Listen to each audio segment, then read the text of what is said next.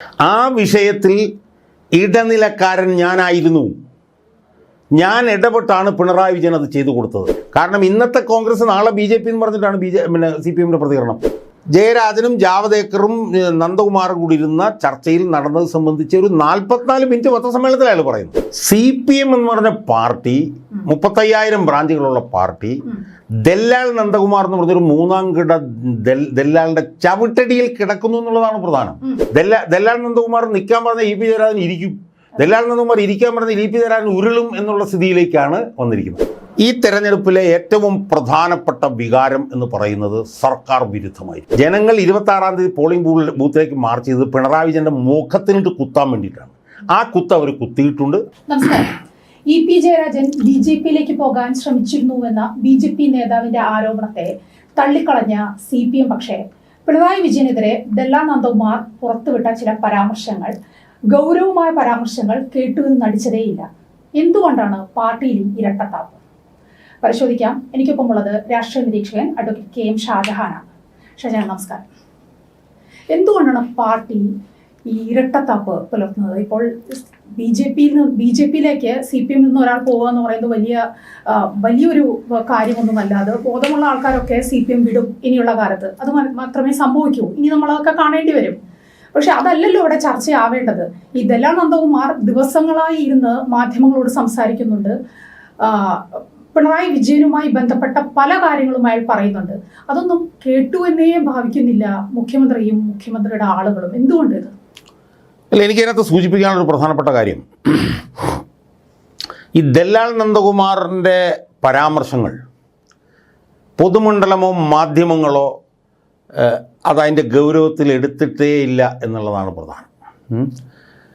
ഈ നന്ദകുമാർ നടത്തിയിട്ടുള്ള പ്രധാനപ്പെട്ട പരാമർശങ്ങൾ എന്താ നമ്മളൊന്ന് ശ്രദ്ധിക്കണം. അതിലിപ്പോൾ ശോഭാ സുരേന്ദ്രനെതിരെ ആരോപണം ഉന്നയിച്ചിട്ടുണ്ട്, അതൊക്കെ അവിടെ നിൽക്കട്ടെ. പക്ഷേ അയാൾ നടത്തിയ രണ്ട് മൂന്ന് പ്രധാനപ്പെട്ട നിരീക്ഷണങ്ങളുണ്ട്, വെളിപ്പെടുത്തലുകൾ. നിരീക്ഷണങ്ങളല്ല, വെളിപ്പെടുത്തലുകൾ. ആ വെളിപ്പെടുത്തലിൽ ഏറ്റവും പ്രധാനപ്പെട്ട ഒന്ന് എന്ന് പറയുന്നത്, അയാളും പ്രകാശ് ജാവ്ദേക്കറും ജയരാജനും തമ്മിൽ നടന്ന സംഭാഷണങ്ങളിലെ ആദ്യത്തെ കണ്ടീഷൻ എന്ന് പറയുന്നത് ലാവ്ലിൻ കേസിൽ നിന്ന് CBI പിന്മാറാം എന്നുള്ളതാണ് എന്നാണ്. മനസ്സിലായോ? അതാണ് ആദ്യത്തെ കണ്ടീഷൻ. പിന്നെ വേറെ 2 കണ്ടീഷൻസ് ഉണ്ട്. അപ്പം ആ കണ്ടീഷന് അതിനൊരു പ്രത്യേകതയുണ്ട്. എന്താ പ്രത്യേകത എന്ന് ചോദിച്ചാൽ, നമുക്കറിയാം ലാവ്ലിൻ കേസ് സുപ്രീം കോടതിയിൽ കിടക്കുകയാണ്. 5-6 വർഷക്കാലമായി ഇത് സുപ്രീം കോടതിയിൽ കിടക്കുന്നു. ആ കേസ് നീട്ടിവെക്കാനാണ് CBI നിരന്തരമായി ശ്രമിച്ചുകൊണ്ടിരുന്നത്. എന്നാൽ നന്ദകുമാർ ഇതിൻ്റെ കണ്ടീഷനായി പറയുന്നത് എന്താണെന്ന് അറിയാമോ? CBI ലാവ്ലിൻ കേസിൽ നിന്ന് പിന്മാറും എന്നാണ്. മനസ്സിലായോ? അപ്പം അത് ഏറ്റവും നിർണായകമായൊരു കാര്യമാണ്. ഇതുവരെ മാറ്റിവെക്കുന്നതിനെ കുറിച്ചിട്ടാണ് പറഞ്ഞിരുന്നത്. എന്നാൽ ഇപ്പോൾ പറയുന്നു CBI പിന്മാറും എന്ന്. അപ്പം CBI പിന്മാറും എന്ന് പ്രകാശ് ജാവ്ദേക്കർ പറഞ്ഞപ്പോഴത്തേക്കും നന്ദകുമാർ തന്നെ ഞെട്ടിപ്പോയി. നന്ദകുമാർ പറഞ്ഞു, അതെങ്ങനെയാണ് പിന്മാറാൻ കഴിയുന്നത്? അത് CBI അപ്പീൽ കൊടുത്തിരിക്കുകയല്ലേ, CBIക്ക് ഇങ്ങനെ പിന്മാറാമെന്ന് പറയുമ്പോഴത്തേക്ക് പ്രകാശ് ജാവ്ദേക്കർ എന്ന് പറയുന്ന BJP-യുടെ സമുന്നത നേതാവും 2 തവണ MP ആയിട്ടുള്ള ആൾ എന്താ പറയുന്നറിയോ? CBI അതിൽ നിന്ന് പിന്മാറും. എങ്ങനെ പിന്മാറും ചോദിക്കുമ്പോൾ, ആ കേസ് കാലഹരണപ്പെട്ടു പോയി, ആ കേസുകളെ സാക്ഷികളും പ്രതികളും ഒക്കെ മരിച്ചുപോയി, അതുകൊണ്ട് CBI അതിൽ നിന്ന് പിന്മാറും. എന്നിട്ട് അയാൾ എന്താ പറയുന്നത്? മെയ് 1-ാം തീയതി അത് സുപ്രീം കോടതിയിൽ വരുമ്പോൾ സോളിസിറ്റർ ജനറൽ ആയിട്ടുള്ള തുഷാർ മേത്തയും അഡീഷണൽ സോളിസിറ്റർ ജനറൽ ആയിട്ടുള്ള SV രാജുവും അത് വാദിക്കുമ്പോൾ നിങ്ങൾ കേട്ടുകൊള്ളൂ. മനസ്സിലായോ? 1A എന്ന് പറഞ്ഞൊരു സാധനമാണ്. അതെന്താണെന്ന് ചോദിച്ചു കഴിഞ്ഞാൽ അയാൾ പറയുന്നത്, ഈ ഉറപ്പ് അമിത്ഷാ നേരിട്ട് എൻ്റെ വീട്ടിൽ, ഡൽഹിയിലുള്ള എൻ്റെ വീട്ടിൽ വന്ന് തരും. ഇതാണ് അയാൾ പറയുന്നത്. മനസ്സിലായോ? ഇനി രണ്ടാമത്തെ കണ്ടീഷൻ എന്താണ്? സ്വർണ്ണക്കള്ളക്കടത്തുള്ള ഉൾപ്പെടെയുള്ള എല്ലാ കേസുകളും അവസാനിപ്പിക്കും. 3, 2026-ൽ CPM-ന് ഒന്നുകൂടി അധികാരത്തിൽ വരാനുള്ള അവസരം ഒരുക്കും. ഇത് 3 കണ്ടീഷൻസ്. ഈ 3 കണ്ടീഷൻസിൽ 2 കണ്ടീഷനുകൾ പിണറായി വിജയനുമായിട്ട് നേരിട്ട് ബന്ധമുള്ളതാണ്. മനസ്സിലായില്ലേ? അപ്പോൾ സ്വാഭാവികമായും എന്തിനാണ് ചെന്നിട്ടുള്ളത്? പിണറായി വിജയനെ രക്ഷപ്പെടുത്താൻ വേണ്ടിയിട്ടാണ്. എന്ന് മാത്രമല്ല, ദല്ലാൽ നന്ദകുമാർ തൻ്റെ ആ പത്രസമ്മേളനത്തിൽ 2-3 തവണ പറയുന്നുണ്ട്, തൻ്റെ ഏറ്റവും അടുപ്പക്കാരനായിട്ടുള്ള പിണറായി വിജയനെ രക്ഷപ്പെടുത്താനാണ് ജയരാജൻ വന്നത് എന്ന്.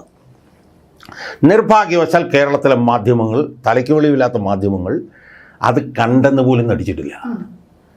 മനസ്സിലായില്ലേ? എന്നിട്ട് അവർ 10 വർഷം മുമ്പായിരുന്നെങ്കിൽ അവരെ ഇതെടുത്തിട്ട് പിണറായി വിജയൻ്റെ അടുത്ത് ചോദിച്ചേനെ. പക്ഷേ ഇപ്പോൾ പിണറായി വിജയൻ്റെ അടുത്ത് ചോദിച്ചു കഴിഞ്ഞാൽ മുട്ടിടിക്കും. ഒന്നാമത്തത്.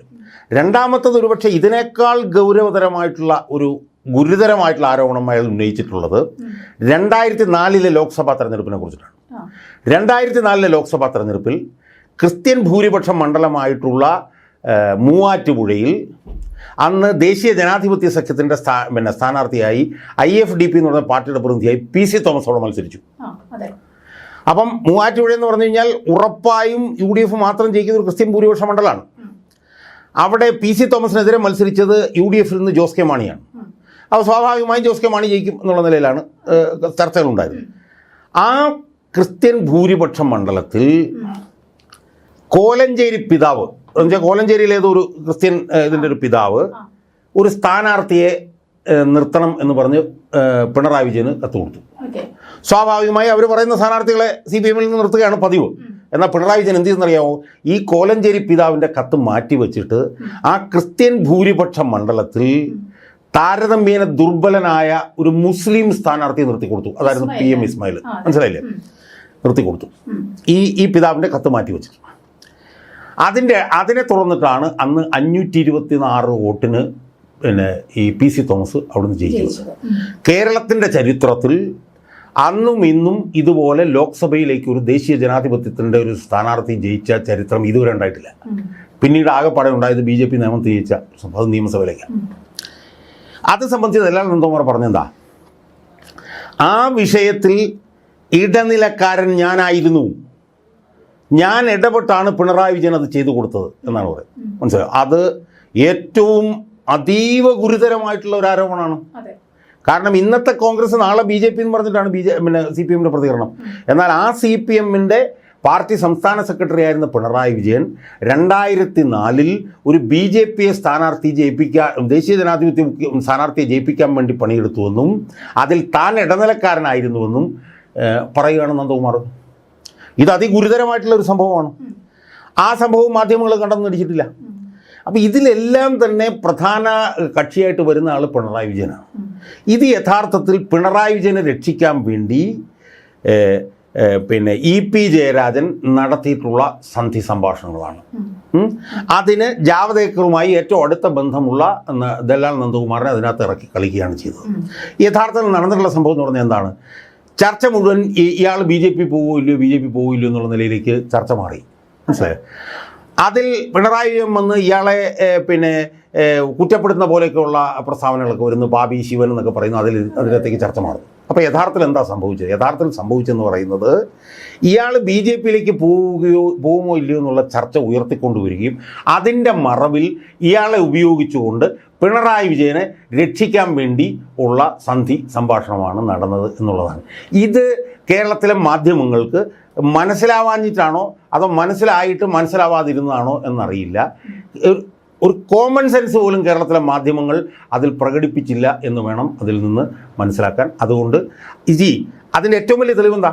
അതിൻ്റെ ഏറ്റവും വലിയ തെളിവാണ് ജയരാജനെതിരെ നടപടി എന്ന നിലയിൽ പോലും ചർച്ചയുണ്ടായിരുന്നു. പക്ഷേ സംസ്ഥാന സെക്രട്ടേറിയറ്റിൽ വന്നപ്പോഴത്തേക്ക് അത് മല പോലെ വന്ന് എലി പോലെ പോയി എന്ന് പറഞ്ഞുകൊണ്ട് ഒരു നടപടിയും ജയരാജനെതിരെ എടുത്തില്ല എന്നുള്ളതാണ് നമ്മൾ ആലോചിക്കേണ്ടത്.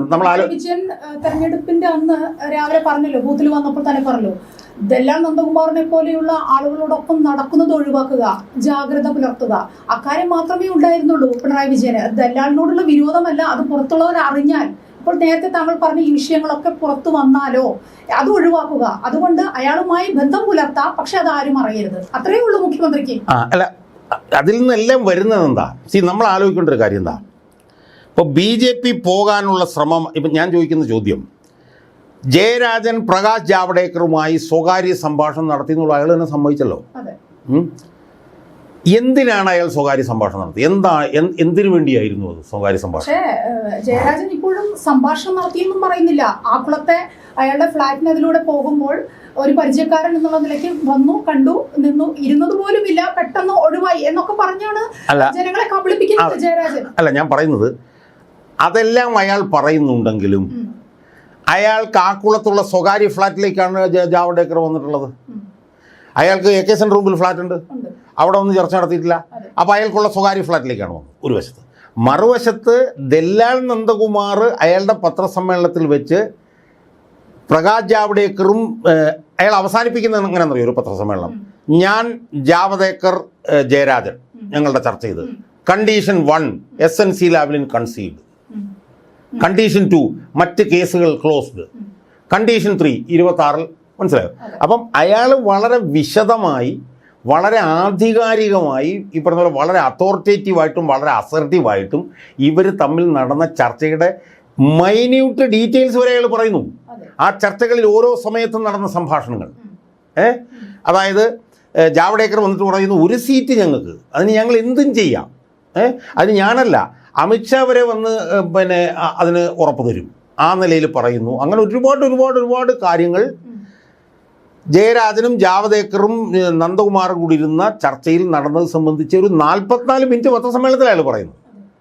ആ കാര്യങ്ങളൊന്നും നിഷേധിക്കാൻ ജയരാജന് കഴിഞ്ഞിട്ടില്ല.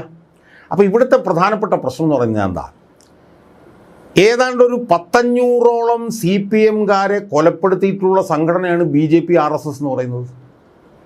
അതിൽ 90% കണ്ണൂരിലാണ്. ആ പാർട്ടിയുമായി, ആ പാർട്ടിയുടെ ഒരു പ്രധാനപ്പെട്ട നേതാവുമായി പിണറായി വിജയനെ അഴിമതി കേസുകളിൽ നിന്ന് രക്ഷപ്പെടുത്താൻ വേണ്ടി EP ജയരാജൻ ചർച്ച നടത്തി എന്നുള്ളത് പാർട്ടി അണികളുടെ ഇടയിൽ അതിഭീകരമായിട്ടുള്ള പ്രശ്നമായിട്ടാണ് ഡെവലപ്പ് ചെയ്ത് വന്നിട്ടുള്ളത്. മനസ്സിലായി. ഇതിനെ എങ്ങനെ CPMന് പിന്നെ നേരിടാൻ കഴിയും എന്നുള്ളതിനനുസരിച്ചിരിക്കും ഇനിയുള്ള ദിവസങ്ങളിൽ പിന്നെ CPMനകത്ത് ഉണ്ടാകാൻ പോകുന്ന ആഭ്യന്തര പിന്നെ കലാപങ്ങൾ എന്നാണ് എനിക്ക് തോന്നുന്നത്. ഈ ദല്ലാൽ ഇത്രയൊക്കെ പറഞ്ഞിട്ടും ദല്ലാലിനെതിരെ ഇതുവരെ ഒന്നും മിണ്ടിയിട്ടില്ല പിണറായി വിജയൻ. ഇപ്പം ഞാൻ നേരത്തെ പറഞ്ഞ പോലെ ആ ജാഗ്രതക്കുറവിന്റെ കാര്യം ഇപ്പം EP-യോടും പറഞ്ഞു എന്ന് കേൾക്കുന്നു. ഇനി ദല്ലാളുമായി യാതൊരു ബന്ധവും പാടില്ല. ദല്ലാൾ പറയുന്നുണ്ടായിരുന്നു, ഇന്നും അയാൾ വാർത്താ സമ്മേളനം നടത്തുന്നുണ്ടായിരുന്നു. അപ്പോൾ പറയുന്നുണ്ടായിരുന്നു EP-യുടെ നമ്പർ അത് ബ്ലോക്ക് ചെയ്തിട്ടുണ്ട് എന്നൊക്കെ പറയുന്നുണ്ട്. ആ നമ്പറൊക്കെ എടുത്തു പറയുന്നുണ്ടായിരുന്നു. അതിനപ്പുറത്തേക്ക് ഇയാൾ പറഞ്ഞ കാര്യങ്ങൾക്കൊന്നും മറുപടി നൽകാതിരിക്കണമെങ്കിൽ പേടിക്കുന്നുണ്ടോ ദല്ലാളിനെ പിണറായി വിജയൻ? അതായത് ഈ പിണറായി വിജയൻ എന്നല്ല, CPM എന്ന് പറഞ്ഞ പാർട്ടി 35,000 ബ്രാഞ്ചുകളുള്ള പാർട്ടി, ദല്ലാൽ നന്ദകുമാർ എന്ന് പറഞ്ഞൊരു മൂന്നാം കിട ദല്ലാലിൻ്റെ ചവിട്ടടിയിൽ കിടക്കുന്നു എന്നുള്ളതാണ് പ്രധാനം. ഇപ്പം പിണറായി വിജയൻ എന്നല്ല, ഇപ്പം ദല്ലാൽ നന്ദകുമാർ അയാളുടെ പത്രസമ്മേളനത്തിൽ ഒരു ഘട്ടത്തിൽ പറയുന്നത് എന്താണെന്നറിയോ, ഞാൻ പത്രസമ്മേളനം നടത്താൻ പോകുന്നതിന് മുമ്പ് ഈ വിവരം ജയരാജനെ വാട്സപ്പിൽ വിളിച്ചറിയിച്ചു. എന്നിട്ട് ഞാൻ അയാളോട് പറഞ്ഞു, ഇതിനെ സുധാകരൻ നിങ്ങളെ മോശമായി പറഞ്ഞിരിക്കുന്നു. അല്ല, ഞാൻ ആ വാചകങ്ങളാണ് പറയാൻ പോണത്. അയാൾ പറഞ്ഞു ജയരാജ പിന്നെ സുധാകരൻ നിങ്ങളെ മോശമായി, അതുകൊണ്ട് ഞാൻ നിങ്ങളെ ഡിഫെൻഡ് ചെയ്യാൻ പോവുകയാണ്, ഞാൻ എല്ലാ കാര്യങ്ങളും പറയാൻ പോവുകയാണ്. പറഞ്ഞു കഴിഞ്ഞിട്ട് ഏത് ദല്ലാൾ, എന്ത് ദല്ലാൾ, എവിടുത്തെ ദല്ലാൾ എന്നൊന്നും ചോദിക്കരുത്. അങ്ങനെ ചോദിച്ചാൽ പിന്നെ എനിക്ക് പലതും പറയേണ്ടി വരും. എന്നിട്ട് അയാൾ പറയുന്നറിയോ, വെറുതെ നീരുവീഴ്ച ഉണ്ടാക്കരുതെന്ന് അയാൾ പറയും.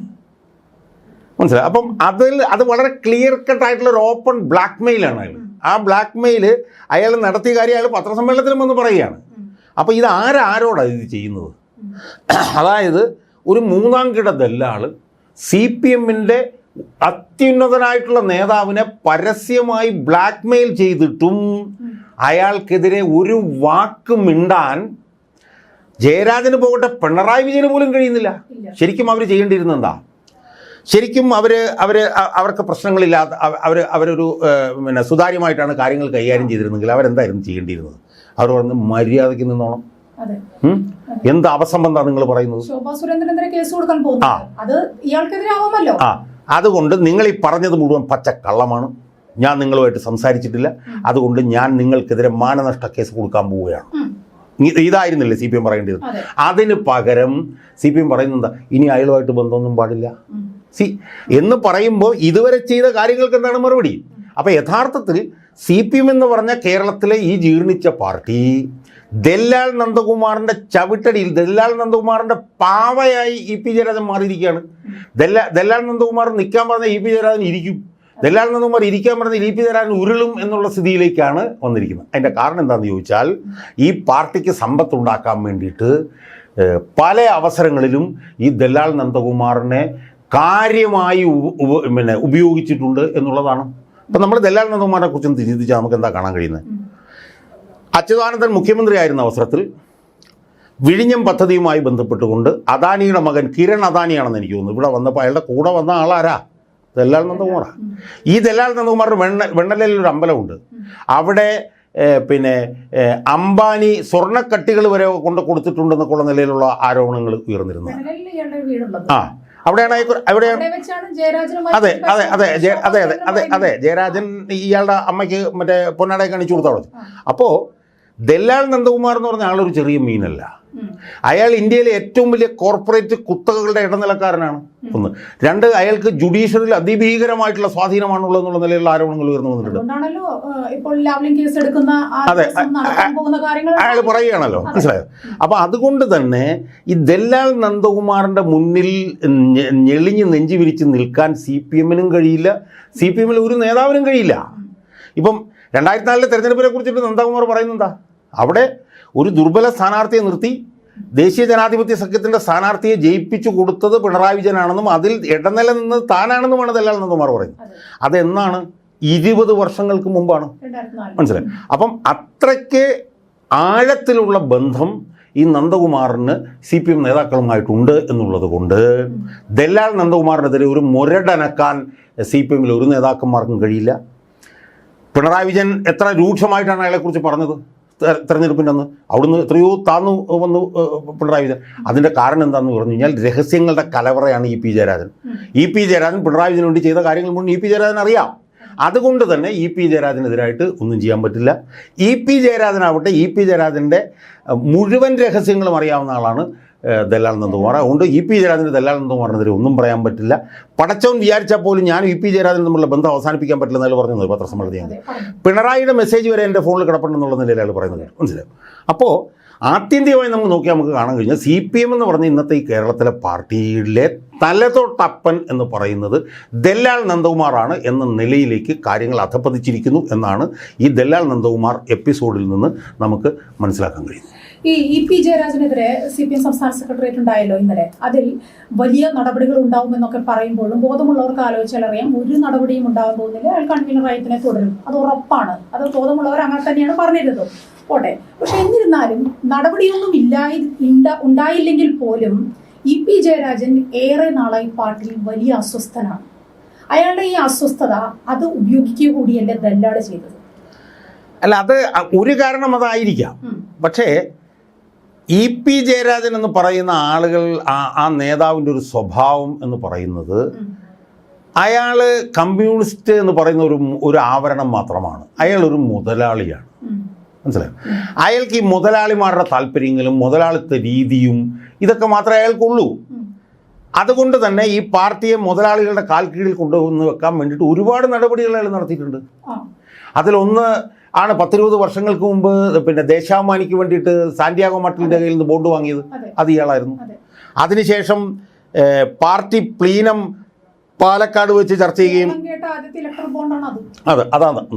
അതിനുശേഷം പാർട്ടി പ്ലീനം പിന്നെ പാലക്കാട് കൂടുകയും അഴിമതിക്കെതിരെ ഘോരഘോരം പ്രസംഗിക്കണമെന്നൊക്കെ പറഞ്ഞ് തീരുമാനം എടുക്കുകയും ചെയ്ത ദിവസം ദേശാഭിമാനിയുടെ 1-ാം പേജിൽ വന്ന ഫുൾ പേജ് പരസ്യം ചാക്ക് രാധാകൃഷ്ണൻ്റെ ആയിരുന്നു. മനസ്സിലായി? അതിനുശേഷം ഇയാൾ തൃശ്ശൂർ സംഘടനാ സെക്രട്ടറി ആയിരുന്ന സമയത്ത് മുതലാളിമാരായിട്ടുള്ള ഇയാളുടെ ബന്ധം മുഴുവൻ ജനങ്ങൾക്കും അറിയാവുന്നതാണ്. തൃശ്ശൂർ ശോഭ ഡെവലപ്പേഴ്സ് എന്ന് പറഞ്ഞിട്ടുള്ള ആ ഫ്ലാറ്റിൽ ഇയാൾക്ക് 2 ഫ്ലാറ്റ് ഉണ്ടെന്നുള്ള നിലയിലുള്ള ആരോപണങ്ങൾ ഉയർന്നു കേട്ടിട്ടുണ്ട്. അതിലൊരു ഫ്ലാറ്റ് ഇയാളുടെ ചേട്ടനാണ് താമസിക്കുന്നതെന്ന് കേട്ടിട്ടുണ്ട്. ഇപ്പം തന്നെ ആ കുളത്തുകാരുടെ മകന് ഫ്ലാറ്റ് ഉണ്ട്. മനസ്സിലായി? അപ്പം അയാളെ സംബന്ധിച്ചിടത്തോളം അടിസ്ഥാനപരമായി അയാൾ കമ്മ്യൂണിസ്റ്റ് അല്ല. അടിസ്ഥാനപരമായി അയാൾ കറതീർന്നൊരു മുതലാളിയാണ്. മുതലാളിത്ത താല്പര്യമാണ് അയാൾക്ക് അടിമുടിയുള്ളത്. അതുകൊണ്ട് തന്നെ ഈ പാർട്ടിയെ മുതലാളിമാരുടെ കാൽ കീഴിൽ കൊണ്ടുവന്ന് വെക്കുക എന്നുള്ളതായിരുന്നു അയാളുടെ പ്രധാനപ്പെട്ട പ്രവർത്തനം. താങ്കൾ പറഞ്ഞ ഈ മുതലാളി ഇന്നലെ മാധ്യമങ്ങളെയാണ് കുറ്റപ്പെടുത്തിയത്. മാധ്യമങ്ങളുടെ പിഴയായിട്ടാണ് പറഞ്ഞത്. ഇപ്പോൾ ഈ ദല്ലാൾ പറഞ്ഞ കാര്യങ്ങൾ, ശോഭ പറഞ്ഞ കാര്യങ്ങൾ, ഇതൊക്കെ മാധ്യമങ്ങൾ വാർത്തയാക്കിയത് തെറ്റ്. ആ നിലയ്ക്കാണ്. അതാണ് ഇത്ര വിഷയമാവാൻ. അല്ല, ഇതിനകത്തുള്ള പ്രശ്നം എന്താണെന്നറിയോ? ഇതിനകത്തുള്ള പ്രശ്നം കേരളത്തിലെ മാധ്യമങ്ങളും കേരളത്തിലെ പ്രതിപക്ഷവും വരിയുടയ്ക്കപ്പെട്ടതാണ് എന്നുള്ളതാണ് ഇതിനകത്ത് ഏറ്റവും പ്രധാനപ്പെട്ട പ്രശ്നം. അതുകൊണ്ടാണ് ഇവരൊക്കെ ഇതുപോലുള്ള വൃത്തികേടുകൾ പറഞ്ഞ് രക്ഷപ്പെട്ടു പോകുന്നത്. ഞാൻ പറഞ്ഞല്ലോ, ദല്ലാൽ നന്ദകുമാർ പറഞ്ഞതിനകത്ത് സ്ഫോടനാത്മകമായ എത്രയോ കാര്യങ്ങളുണ്ടായിരുന്നു. അതൊന്നും ഒരു മാധ്യമങ്ങളും പിണറായി വിജയനോട് ചോദിക്കാനുള്ള ധൈര്യം കാണിക്കുന്നില്ല. അതൊന്നും രാഷ്ട്രീയ വിഷയമായി ഉയർത്തിക്കൊണ്ടുവരുവാൻ UDF-ന് കഴിയുന്നില്ല. ശരിക്കും ദല്ലാൽ നന്ദകുമാർ 2004 മൂവാറ്റുപുഴയിലെ പിണറായി വിജയൻ നടത്തിയിട്ടുള്ള ഈ കൂട്ടിക്കൊടുപ്പിനെ കുറിച്ച് പറഞ്ഞത് ഒരു വലിയ രാഷ്ട്രീയ വിഷയമായി ഉയർത്തിക്കൊണ്ടിരിക്കുകയല്ലേ UDF ചെയ്യേണ്ടത്.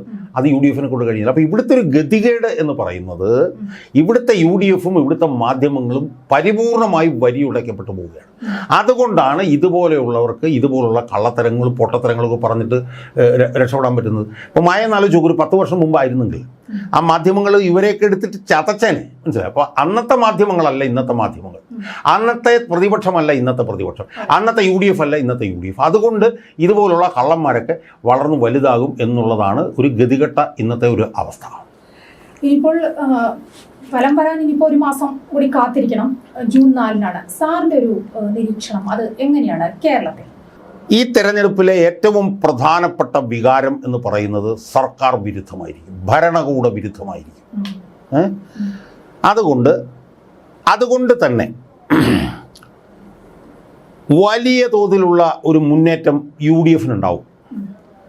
സ്വാഭാവികമായത് UDF-നുണ്ടാകുമ്പോൾ UDF-ൻ്റെ ഗുണം കൊണ്ടേയല്ല, UDF ഒരു ചുക്കും ചെയ്തിട്ടില്ല. ഈ ഗവൺമെൻറ്റിനോടുള്ള എതിർപ്പ് പ്രകടിപ്പിക്കാൻ ഇന്ന് ജനങ്ങളുടെ മുമ്പിൽ ഒരൊറ്റ വഴിയേ ഉള്ളൂ, അത് UDF-ന് വോട്ട് ചെയ്യുക എന്നുള്ളത് മാത്രം. മനസ്സിലായോ? അതിൻ്റെ കാരണം എന്താണെന്ന് ചോദിച്ചു കഴിഞ്ഞാൽ കാശിന് കൊള്ളാത്ത സ്ഥാനാർത്ഥികളാണ് UDF നിർത്തിയിരുന്നത് പലയിടത്തും. ഉദാഹരണത്തിന് മാവേലിക്കരയിൽ നിർത്തിയ ഇയാൾ എന്നാണ് അയാളുടെ പേര്, കൊടികുന്നിൽ സുരേഷ്. അയാളൊന്നും കാശിന് കൊള്ളാത്ത വെറും കീറച്ചക്കായിട്ടുള്ള സ്ഥാനാർത്ഥിയാണ്. 7 തവണ ജയിച്ചയാൾ, 2 തവണ തോറ്റയാൾ, അങ്ങനെ 9 പ്രാവശ്യം മത്സരിച്ചയാൾ 10ാം തവണ ഇത്തവണ മത്സരിച്ചിരിക്കുകയാണ്. അപ്പം ആ സ്ഥാനാർത്ഥികളെല്ലാം ഈ പറഞ്ഞതുപോലെ വളരെ മോശം സ്ഥാനാർത്ഥികളാണ്. പക്ഷേ ആ സ്ഥാനാർത്ഥികൾ പോലും ജയിച്ചു വരാനുള്ള സാധ്യതയുണ്ട്. കാരണം എന്താണ്? ജനത്തിന് ഈ ഭരണകൂടത്തോട് പൊതുവിലും പ്രത്യേകിച്ച് പിണറായി വിജയനോടുമുള്ള കടുത്ത പക അവർക്ക് തീർക്കാൻ കിട്ടിയ ഒരു സുവർണ അവസരമാണ് ഇത് എന്നും അതുകൊണ്ട് തന്നെ വമ്പൻ വിജയം UDF-ന് കേരളത്തിലുണ്ടാവുമെന്നും തെരഞ്ഞെടുപ്പ് പ്രഖ്യാപിച്ച സമയത്ത് ഞാൻ പറഞ്ഞ അതേ വാക്കുകൾ തന്നെ ഞാൻ ഇപ്പോഴും പറയുന്നു. വലിയ വിജയം പിന്നെ UDF-നുണ്ടാവും. പക്ഷേ അത് UDF നടത്തിയ പ്രചരണം കൊണ്ടൊന്നുമല്ല. UDF-ന് അതിനകത്ത് ഒരു റോളുമില്ല, UDF-ന് ഒരു ക്രെഡിറ്റുമില്ല. പക്ഷേ ജനങ്ങളെ സംബന്ധിച്ചിടത്തോളം പിണറായി വിജയനെതിരായിട്ടൊരു എതിർപ്പ് രേഖപ്പെടുത്താൻ വേറെ വഴികളില്ലാതിരുന്നത് കൊണ്ട് അവർ ഇപ്പോൾ 2019 ശബരിമല വിഷയം വന്നപ്പോൾ BJP ആയിരിക്കും ജയിച്ചു വരിക എന്നാണ് വിചാരിച്ചത്. പക്ഷേ ഹിന്ദുക്കൾ എന്ത് ചെയ്തു? അവർക്ക് ശബരിമല വിഷയത്തിൽ അവരുടെ എതിർപ്പ് പ്രകടിപ്പിക്കുന്നത് BJP-ക്കെതിരായിട്ട് കുത്തിയിട്ടാണ്, UDF-നെതിരായിട്ട് കുത്തിയിട്ടാണ് എന്ന് പറഞ്ഞുകൊണ്ടാണ് UDF-ന് ചെയ്തത്. എന്ന് പറഞ്ഞതുപോലെ ജനങ്ങൾ 26-ാം തീയതി പോളിംഗ് ബൂത്തിലേക്ക് മാർച്ച് ചെയ്തത് പിണറായി വിജയൻ്റെ മുഖത്തിനിട്ട് കുത്താൻ വേണ്ടിയിട്ടാണ്. ആ കുത്ത് അവർ കുത്തിയിട്ടുണ്ട്. അതുകൊണ്ട് തന്നെ വലിയ വിജയം UDF-നുണ്ടാവും. അതുകൊണ്ട് തന്നെ ഒന്നും ചെയ്യും മണ്ണും ചാരിയുന്നവൻ പെണ്ണും കൊണ്ടുപോയി എന്ന് പറയുന്നത് പോലെ ഏറ്റവും വലിയ കീറച്ചാക്കുൾപ്പെടെയുള്ള സ്ഥാനാർത്ഥികൾ പോലും ജയിച്ചു വരാനാണ് സാധ്യത എന്നാണ് എനിക്ക് തോന്നുന്നത്. ഈ 1ാം പിണറായി സർക്കാരിന്റെ കാലത്ത് നമ്മളൊക്കെ പലവട്ടം പല വിഷയങ്ങളും ചർച്ച ചെയ്തതാണ്.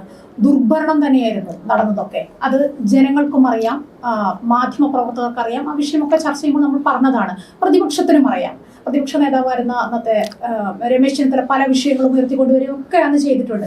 എന്നിട്ടും വീണ്ടും ഭരണത്തിലേക്ക് പോയി പിണറായി സർക്കാർ. അതെങ്ങനെയായിരുന്നു എന്നൊക്കെ നമുക്കറിയാവുന്ന കാര്യമാണ്. ഒരു കിറ്റും ഒക്കെ അറിയാം, സംഗതികളൊക്കെയുണ്ട്. ഇനിയിപ്പോൾ 2026 പടിവാതിക്കലുണ്ട്. ഇനിയിപ്പോൾ ലോക്സഭയുടെ റിസൾട്ട് വന്നു. അത് കഴിഞ്ഞ് ഒരു 5-6 മാസം കഴിഞ്ഞാൽ അതിലേക്ക് കടക്കാനുള്ള സമയമായി. ആ സമയത്ത് വീണ്ടും ഈ കിറ്റിലേക്ക് തന്നെ ഒരു പക്ഷെ പോവാം. കിറ്റോ അല്ലെങ്കിൽ വേറെ എന്തെങ്കിലും തരത്തിലുള്ള അതൊക്കെ പ്ലാൻ ചെയ്ത് വെച്ചിട്ടുണ്ട് CPM. എങ്ങനെ വേണം, എങ്ങനെ അധികാരത്തിലേക്ക് വരാൻ, ഏത് തരത്തിലുള്ള PR വർക്കുകളാണ് എന്നൊക്കെ. പക്ഷേ അത്തരത്തിലുള്ള നീക്കങ്ങളിലേക്ക് കടന്നാലും ഇത്തവണ അത് ജനങ്ങൾക്ക് മനസ്സിലാവില്ലേ? ജനങ്ങൾ അത്ര പൊട്ടന്മാരല്ലല്ലോ കേരളത്തിൽ.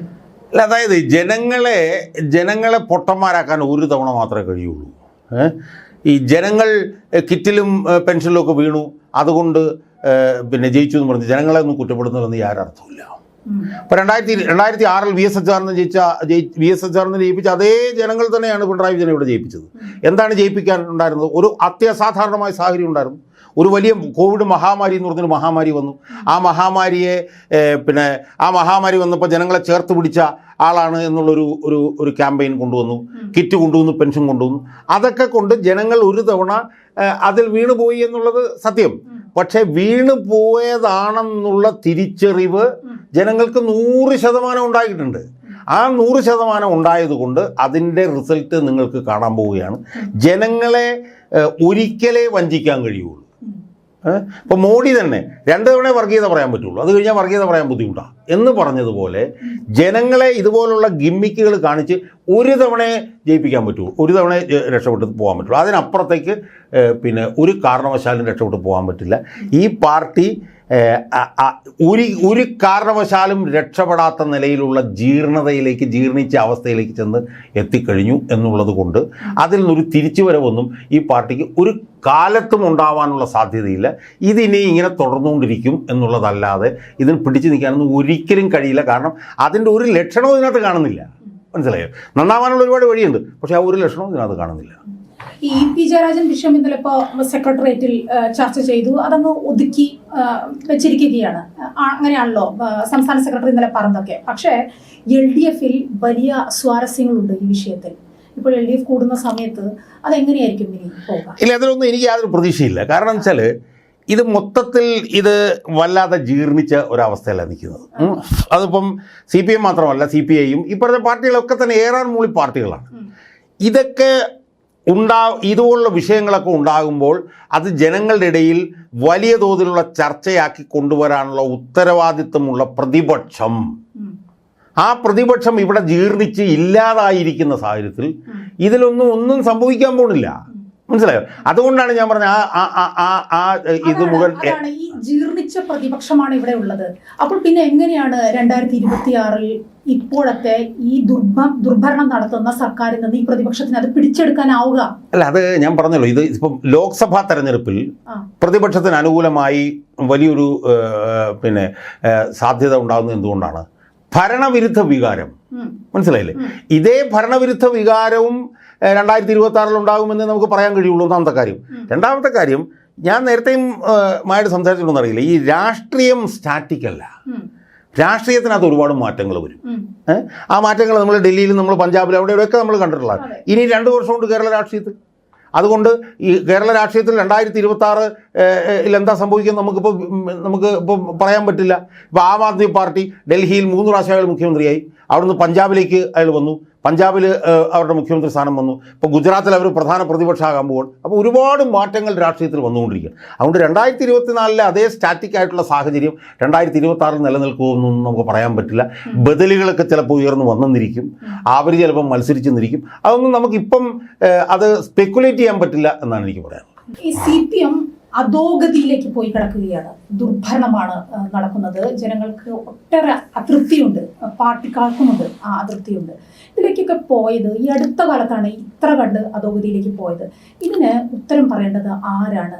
ഒരു വ്യക്തിയും ആ വ്യക്തിയുടെ കുടുംബവുമല്ല. അല്ല, സ്വാഭാവികമാണല്ലോ. കാരണം CPM-നെ സംബന്ധിച്ചിടത്തോളം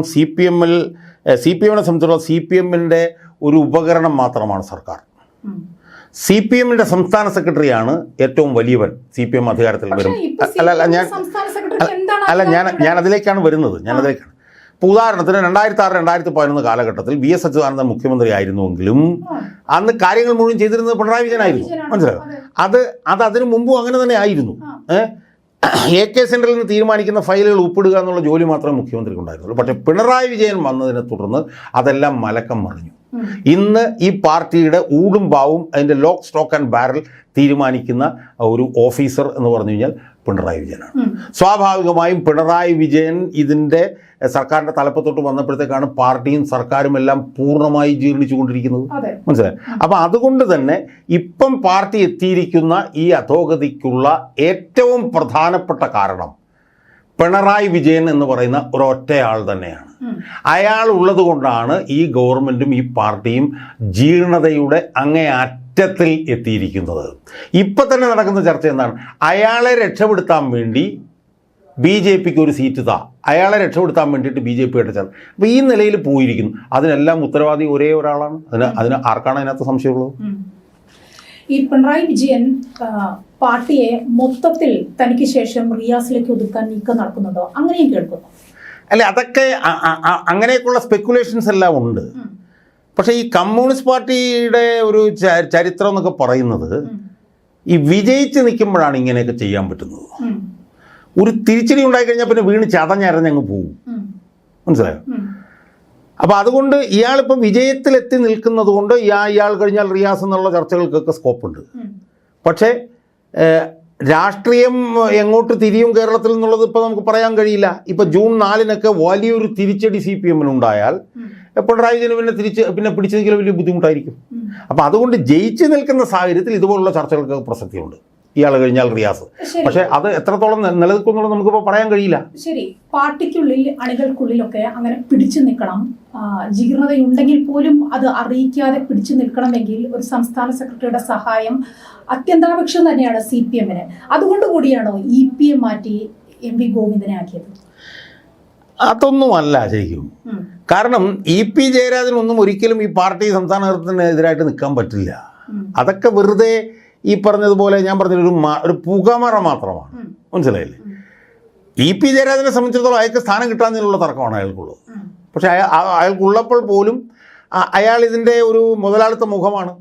അയാളെ ഒഴിവാക്കി മുന്നോട്ട് പോകാൻ പറ്റില്ല. മുഖമാണ്, ഒപ്പം അയാൾക്കാണ് സീനിയോറിറ്റി MV ഗോവിന്ദനേക്കാളൊക്കെ. അയാളെ തള്ളിക്കളയണമെങ്കിൽ അല്ല, ഇതൊന്നും CPM-നകത്ത് പുത്തരിയായിട്ടുള്ള കാര്യങ്ങളല്ല. ഇപ്പം പിന്നെ ഈ സീനിയറായിട്ടുള്ള എത്രയോ നേതാക്കന്മാർ ഇതിനകത്തുണ്ട്. അവരുടെ അവസ്ഥ എന്താണ്? ഉദാഹരണത്തിന് G. സുധാകരൻ എന്ന് പറഞ്ഞ ആൾ, എന്താണ് അയാളുടെ അവസ്ഥ? അയാൾ ഏറ്റവും മോശപ്പെട്ട, ഏറ്റവും 3-ാം കൂലി, 4-ാം കൂലി, 7-ാം കൂലി ആയിട്ടുള്ള നേതാക്കന്മാർക്ക് കീഴിലാണ് അയാൾ കിടക്കുന്നത്. VS അച്യുതാനന്ദൻ ഈ പാർട്ടിയിൽ ലെജൻഡറി ലീഡറായിരുന്നു. VS അച്യുതാനന്ദൻ്റെ സ്ഥാനം എവിടെയായിരുന്നു? സീനിയറായിട്ടുള്ള എല്ലാ നേതാക്കന്മാരും ഇപ്പോൾ തള്ളപ്പെട്ട് താഴെപ്പെട്ട് കിടക്കില്ല. അപ്പോൾ CPM-നകത്ത് അങ്ങനത്തെ ലോജിക്കും കാര്യങ്ങളൊന്നുമില്ല. അത് വളരെ റുത്ത്ലെസ് ആയിട്ടുള്ള ഒരു സംവിധാനമാണ്. VS-നെ കുറിച്ച് പറഞ്ഞുകൊണ്ടാണ് ഒരു ചോദ്യം ചോദിക്കുകയാണ്. VS ഇപ്പോൾ ആരോഗ്യത്തോടെ പാർട്ടിക്കകത്ത് ഉള്ള സമയമായിരുന്നെങ്കിൽ ഇത്തരത്തിൽ ഒരു ദല്ലാൾ ഇത്തരത്തിൽ ഒരു ഡീലുമായി വന്ന കാര്യവും ഇത്തരത്തിൽ പിണറായി വിജയനെ രക്ഷിക്കാൻ വേണ്ടി കേസ് ഒതുക്കാൻ വേണ്ടിയുള്ള കാര്യങ്ങളൊക്കെ കേൾക്കുമ്പോൾ നമ്മളിപ്പോൾ കേട്ടതുപോലെ തന്നെ കേൾക്കുകയാണെങ്കിൽ VS അച്യുതാനന്ദൻ എങ്ങനെയായിരിക്കും പ്രതികരിച്ചിട്ടുണ്ടാവുക? അല്ല, ഇതിനകത്തുള്ള പ്രശ്നം വെച്ചാൽ സ്ട്രേറ്റ് ഫോർവേഡ് ആയിട്ട് ആ ചോദ്യത്തിന് ഒരു മറുപടി ഉണ്ട്. പക്ഷെ നിർഭാഗ്യവശാൽ ഈ ദല്ലാൽ നന്ദകുമാറിന് VS-നും ചേർത്ത് ആരോപണങ്ങൾ ഉയർന്നിട്ടുണ്ട്. പക്ഷേ ഈ പാർട്ടിയുടെ ജീർണതയ്ക്കെതിരായി VS അച്യുതാനന്ദൻ ആരോഗ്യത്തിലുണ്ടായിരുന്നെങ്കിൽ ഫൈറ്റ് ചെയ്യുമായിരുന്നു എന്നുള്ളത് ഉറപ്പാണ്. പക്ഷേ നിർഭാഗ്യവശാൽ അവസാന ഘട്ടമായപ്പോഴത്തേക്കും VS തന്നെത്താനെ VS-ഉം ഊരിപ്പോവുകയും അധികാരത്തിൻ്റെ ഭാഗമാകാനുള്ള ശ്രമങ്ങളൊക്കെ ഉണ്ടായി. മനസ്സിലായി? പക്ഷേ ഇന്നത്തെ സാഹചര്യത്തിൽ സാധാരണ പാർട്ടിക്കാർ VS-നെ നിരന്തരം ഓർക്കുന്നുണ്ടെന്നുള്ളതൊരു വസ്തുതയാണ്. VS ഉണ്ടായിരുന്നുവെങ്കിൽ ഒരിക്കലും CPM എന്ന പാർട്ടി ഇത്രയും ജീർണിക്കില്ലായിരുന്നു. പക്ഷേ ഒരു ഘട്ടത്തിൽ VS-ഉം ഈ പറഞ്ഞ പോലെ ഈ സമരത്തിൽ നിന്ന് പുറകോട്ട് പോയി എന്നുള്ള ഒരു വസ്തുതയും കൂടെ അവിടെ നമ്മൾ മറക്കാതെ കിടക്കേണ്ട ഒരു സാഹചര്യമുണ്ട്. പക്ഷേ എന്നിരുന്നാൽ പോലും VS ആരോഗ്യത്തോടെ ഉണ്ടായിരുന്നെങ്കിൽ ഇതുപോലുള്ള സംഭവങ്ങളൊന്നും ഉണ്ടാവില്ലായിരുന്നു എന്നുള്ള കാര്യത്തിൽ യാതൊരു തർക്കമില്ല. മറ്റൊന്ന്, ഈ MV ഗോവിന്ദനുണ്ടല്ലോ, അത് പിണറായി എന്തു പറയുന്നു അത് ചെയ്യുന്ന ഒരു സംസ്ഥാന സെക്രട്ടറി മാത്രമാണ്. അങ്ങനെ ഒരു സംസ്ഥാന സെക്രട്ടറി ഒന്നും നമ്മൾ CPM-ൽ ഇതിനു മുമ്പ് കണ്ടിട്ടില്ല. സാറിന് അനുഭവം വെച്ചും അറിയാമല്ലോ, അങ്ങനെയൊന്നും ഉണ്ടായിട്ടില്ല. ഇപ്പോൾ അങ്ങനെയാണ്. ഇന്നലെ മാധ്യമപ്രവർത്തകരുടെ ചില ചോദ്യങ്ങൾക്കൊക്കെ മറുപടി പറഞ്ഞുകൊണ്ടിരിക്കുകയാണ് സെക്രട്ടേറിയറ്റിന് ശേഷം. അത് EP ജയരാജനുമായി ബന്ധപ്പെട്ട കാര്യങ്ങളായിരുന്നു, അതൊക്കെ പറഞ്ഞു. അതിനുശേഷം നമ്മുടെ തിരുവനന്തപുരത്ത് മേയറും ഒരു KSRTC ഡ്രൈവറുമായി ഉണ്ടായ തർക്കം, അതേക്കുറിച്ച് ചോദിച്ചപ്പോൾ പറഞ്ഞത് അത്ഭുതമായി പോയി കേട്ടിട്ട്. MV ഗോവിന്ദൻ പറയുകയാണ്, അത് മേയർക്ക് യാതൊരു ജാഗ്രത കുറവും ഉണ്ടായിട്ടില്ല, അത് KSRTC ഡ്രൈവറുടെ മാത്രം കുഴപ്പമാണ് എന്ന് പറഞ്ഞങ്ങ് അവരെ വലിയ തോതിൽ അവരെ രക്ഷിക്കുന്ന തരത്തിലാണ് പറഞ്ഞത്. എവിടേക്കാണ് കാര്യങ്ങൾ പോകുന്നത്? ഇല്ല, നമ്മൾ മനസ്സിലാക്കേണ്ടത് MV ഗോവിന്ദൻ പാർട്ടി സംസ്ഥാന സെക്രട്ടറി ആയപ്പോഴത്തേക്ക് വലിയ പ്രതീക്ഷകളായിരുന്നു. പക്ഷേ അതിനുശേഷം MV ഗോവിന്ദൻ്റെ ഓരോ ഘട്ടവും നമ്മളെടുത്ത് നോക്കൂ. ആ ഘട്ടത്തിലെല്ലാം MV ഗോവിന്ദൻ ഒരു സാധാരണ ഒരു CIT-കാരൻ പെരുമാറുന്ന പോലെയാണ് MV ഗോവിന്ദൻ പെരുമാറിയിട്ടുള്ളത്. അതിപ്പോൾ ഇവരുടെ കാര്യത്തിലല്ല, ഇതുപോലെ തന്നെ ആർഷോയുടെ കാര്യം വന്നപ്പോൾ അതുപോലെ തന്നെയായിരുന്നു. ഈ കാര്യങ്ങളിലെല്ലാം തന്നെ അന്ധമായി CPM-ന് അനുകൂലമായിട്ടുള്ള നിലപാടെടുക്കുന്ന ഒരു സാധാരണ ഒരു കടുംപിടുത്തക്കാരനായിട്ടുള്ള ഒരു CIT-കാരൻ്റെ നിലയിലേക്ക് പിന്നെ അധപ്പതിച്ച് പോയ ഒരാളാണ് ഇയാൾ. മനസ്സിലായോ? അയാൾക്ക് ഒരു വിധത്തിലുള്ള ഇൻറ്റഗ്രിറ്റി ഇല്ല, ഒരു വിധത്തിലുള്ള വിശ്വാസ്യത അയാൾക്ക് ഇപ്പോൾ CPM അണികളുടെ ഇടയിൽ പോലും ഇല്ല. മനസ്സിലായോ? അപ്പോൾ അതുകൊണ്ട് അയാൾ അങ്ങനെ പറയുന്നതിനെ നമ്മൾ ഗൗരവത്തിലെടുത്ത് ചർച്ച ചെയ്യേണ്ട ആവശ്യം പോലും ഉണ്ടെന്ന് എനിക്ക് തോന്നുന്നില്ല. കാരണം CPM-ന്റെ അണികൾ പോലും അയാളെ ഗൗരവമായിട്ട് ശ്രദ്ധിക്കുന്നുണ്ടെന്ന് എനിക്ക് തോന്നുന്നില്ല. മനസ്സിലായോ? അപ്പോൾ അതുകൊണ്ട് തന്നെ അയാൾ പിണറായി വിജയൻ ആവശ്യം അണികൾ പോലും ശ്രദ്ധിക്കാത്ത, യാതൊരു വിലയും കൊടുക്കാത്ത ആള് വേണം സംസ്ഥാന സെക്രട്ടറി ആയിട്ട് ഇരിക്കാൻ. അതിന് സംശയമൊന്നുമില്ല. അയാളായിരിക്കണം, ഞാൻ ഈ പല ചാനലുകളിൽ ഞാൻ പറയുന്നത്, അയാളായിരിക്കണം ഏക ഛത്രാധിപതി. എല്ലാ തീരുമാനങ്ങളും അയാളായിരിക്കണം എടുക്കേണ്ടത്. അയാൾക്ക് കീഴിലായിരിക്കണം ഗവൺമെൻറ്റും പാർട്ടിയും. ഇതാണ് അയാളുടെ ആവശ്യം. ഇത്തരത്തിലുള്ള ഒരു ഏകാധിപതിയായിട്ടാണ് അയാൾ ഭരിച്ചുകൊണ്ടിരിക്കുന്നത്. പക്ഷേ ഏകാധിപതികളിലൊക്കെ അന്തിമമായി ചരിത്രത്തിൻ്റെ ചവറ്റുകൊട്ടയിലായിരുന്നു എന്നുള്ളതിന് ഒരുപാട് ഉദാഹരണങ്ങൾ ലോകത്തിലുണ്ട്, ഇന്ത്യയിലുണ്ട്, കേരളത്തിൽ പോലും ഉണ്ട്. അപ്പോൾ അതുകൊണ്ട് അതിൻ്റെ ഒരു അന്ത്യത്തിലേക്ക് കാര്യങ്ങൾ നീങ്ങിക്കൊണ്ടിരിക്കുകയാണ്. ജൂൺ 4 അതിൻ്റെ ഒരു വലിയ വാട്ടർ ഷെഡ് ആയിരിക്കും എന്നാണ് ഞാൻ വിശ്വസിക്കുന്നത്. ജൂൺ 4 കഴിയുമ്പോൾ കമ്മ്യൂണിസ്റ്റ് രാഷ്ട്രീയത്തിൽ തന്നെ വലിയ കലാപങ്ങളുടെ ഒരു കാലത്തേക്കായിരിക്കും പോകുന്നത് എന്നാണ് ഞാൻ വിശ്വസിക്കുന്നത്. ഓക്കെ, ഏകാധിപത്യത്തിന്റെ അവസാനവുമായിരിക്കും ഒരുപക്ഷെ 2026 കേരളത്തിൽ, അല്ലെ, CPM-ന്റെ? അല്ല, ഞാൻ പറയുന്നത് അതിന് മുമ്പ് തന്നെ 2024 ഇപ്പോൾ 2024 വലിയ തിരിച്ചടി CPM-ന് ഉണ്ടായാൽ അത് ഇതിലൊരു പാർട്ടിയിലൊരു കലാപത്തിനിടയാക്കുമെന്നാണ് ഞാൻ വിശ്വസിക്കുന്നത്. അങ്ങനെയൊന്നും ഉണ്ടായിക്കഴിഞ്ഞാൽ പിന്നെ ഈ പിണറായി വിജയനെ പോലുള്ള ആളുകൾക്ക് പിടിച്ചു നിൽക്കാൻ വലിയ ബുദ്ധിമുട്ട് ഉണ്ടാകുന്ന ഒരു സാഹചര്യത്തിലേക്ക് കാര്യങ്ങൾ മാറാനുള്ള സാധ്യതയുണ്ട്. അതുകൊണ്ട് 2026 ഉദ്ദേശിച്ച ഈ വലിയ കലാപം പാർട്ടിക്കുള്ളിൽ എന്ന് ഉദ്ദേശിച്ചത് പാർട്ടി മാറ്റി നിർത്തിയിരിക്കുന്ന പാർട്ടിയിലെ മുതിർന്ന നേതാക്കളുണ്ടല്ലോ, ഐസകനെ പോലെ, ശൈലജ ടീച്ചറെ പോലെ. ശൈലജ ടീച്ചറെയും ഐസകനെയും ഇപ്പോൾ തവണ മത്സരിപ്പിച്ചു, ശരിയാണ്. എന്നിരുന്നാൽ പോലും അവരെയൊക്കെ ഒരു മുക്കിലിരുത്തിയിരിക്കുന്ന ഒരു അവസ്ഥയുണ്ട്. സുധാകരനുണ്ട്, അങ്ങനെ ഒട്ടേറെ പേരുണ്ട്. അവരൊക്കെ വായ തുറക്കുമോ ഇനിയിപ്പോൾ റിസൾട്ട് വന്നാലെങ്കിലും? അല്ല, അവരൊക്കെ ഇതിനകത്തുള്ള പ്രശ്നം എന്താ, ഇതൊക്കെ ഈ മാറി നിൽക്കുന്ന മാറ്റി നിർത്തപ്പെട്ട നേതാക്കന്മാരുടെ അതിജീവനം വളരെ പ്രധാനമാണ്. ഇപ്പൊ ആലപ്പുഴയിൽ തന്നെ ആരിഫിന് വേണ്ടി പ്രവർത്തിക്കുകയായിരുന്നു സുധാകരൻ പുറമെ. പക്ഷേ ഉള്ളാലെ ആരിഫും സജി ചെറിയാനൊക്കെ ദുർബലപ്പെട്ടാൽ മാത്രമേ സുധാകരൻ്റെ രാഷ്ട്രീയം മുന്നോട്ട് കൊണ്ടുപോകാൻ പറ്റുള്ളൂ. മനസ്സിലായി? അപ്പം പിണറായി വിജയൻ ദുർബലപ്പെട്ടാൽ മാത്രമേ പിണറായി വിജയൻ ഒതുക്കി നിർത്തിയിരിക്കുന്ന കമ്മ്യൂണിസ്റ്റ് നേതാക്കന്മാർക്ക് അവരുടെ രാഷ്ട്രീയം മുന്നോട്ട് കൊണ്ടുപോകാൻ പറ്റുള്ളൂ. ഇപ്പം എന്തുകൊണ്ടാണ് അവർ അനങ്ങാത്തത്? ഇയാൾ ഏക ഛത്രാധിപതിയും ഏറ്റവും വലിയവനുമായി നിൽക്കുന്നു എന്നുള്ളത് കൊണ്ടാണ് അവർ അനങ്ങാത്തത്. നാളെ ഇയാൾക്കൊരു തിരിച്ചടി സംഭവിച്ചാൽ സ്വാഭാവികമായും പൊട്ടിത്തെറികൾ ഉണ്ടാവും എന്നുള്ള കാര്യത്തിൽ യാതൊരു തർക്കവുമില്ല. അല്ല, ലാവലിൻ്റെ കാര്യത്തിൽ എനിക്ക് പ്രതീക്ഷയൊന്നുമില്ല. കാരണം വെച്ച് കഴിഞ്ഞാൽ പിന്നെ ഈ ദലാൽ നന്ദകുമാർ ഇവരൊക്കെ പറയുന്നത് കേട്ടിട്ടും മനസ്സിലായോ, നമുക്ക് പറയാൻ പറ്റില്ല. പിന്നെ സുപ്രീം കോടതിയുടെ അതിനോടുള്ള നിലപാട് എന്താണ് എന്നുള്ളത് നമുക്ക് ഇപ്പോൾ CBI അതിനകത്ത് പിന്മാറുകയാണെന്ന് പറഞ്ഞാൽ സുപ്രീം കോടതി അതിനകത്ത് എന്ത് നിലപാടെടുക്കും എന്നുള്ളതാണ് പ്രധാനം. അപ്പോൾ സുപ്രീം കോടതി എടുക്കുന്ന നിലപാടനുസരിച്ചായിരിക്കും ലാവലിൻ കേസ് എൻ്റെ ഭാവി എന്നാണ് എനിക്ക് പറയാനുള്ളത്. മനസ്സിലായോ? പക്ഷേ സുപ്രീം കോടതി എന്ത് നിലപാടാണ് അതിനകത്ത് എടുക്കുക എന്നുള്ളത് നമുക്കറിയത്തില്ല. അതുകൊണ്ട് ലാവലിനായിരിക്കില്ല. ഈ ജൂൺ 4 ഒരു വലിയ ദിശാസന്ധി ആയിരിക്കും എന്നും ജൂൺ 4 വലിയൊരു തിരിച്ചടി നേരിട്ട് കഴിഞ്ഞാൽ അതിൻ്റെ ഉത്തരവാദിത്വം പിണറായി വിജയൻ്റെ തലയിൽ വരാനുള്ള സാധ്യത വലുതാണ് എന്നുമാണ് ഞാൻ വിശ്വസിക്കുന്നത്. പക്ഷേ എന്നിരുന്നാൽ പോലും പിണറായി വിജയൻ ഇതെല്ലാം വിട്ടങ്ങ് ഇറങ്ങി അങ്ങ് പോയി ബാക്കിയുള്ളവർക്ക് അങ്ങനെയൊന്നും നമ്മൾ കരുതരുത്. പക്ഷേ പിണറായി വിജയന് പിടിച്ചു നിൽക്കാൻ പിന്നീട് വലിയ ബുദ്ധിമുട്ടായിരിക്കും. കാരണം പാർട്ടി അണികളുടെ ഇടയിലും നേതൃത്വത്തിനിടയിലുമൊക്കെ തന്നെ പിണറായി വിജയനെതിരായിട്ടുള്ള വലിയ രോഷവും പ്രതിഷേധവും പ്രതിരോധവും നിലനിൽക്കുന്നുണ്ട് എന്നുള്ള വസ്തുത ഏറ്റവും കൂടുതൽ അറിയാവുന്ന പിണറായി വിജയനാണ് എന്ന് എനിക്ക് തോന്നുന്നു. ശരി, വളരെയധികം നന്ദി. ഏതായാലും നമുക്ക് 1 മാസം കൂടി കാത്തിരിക്കാം. ഫലപ്രഖ്യാപനം എങ്ങനെയായിരിക്കും, കാര്യങ്ങൾ എങ്ങനെ പോകുമെന്ന് കണ്ടറിയാം.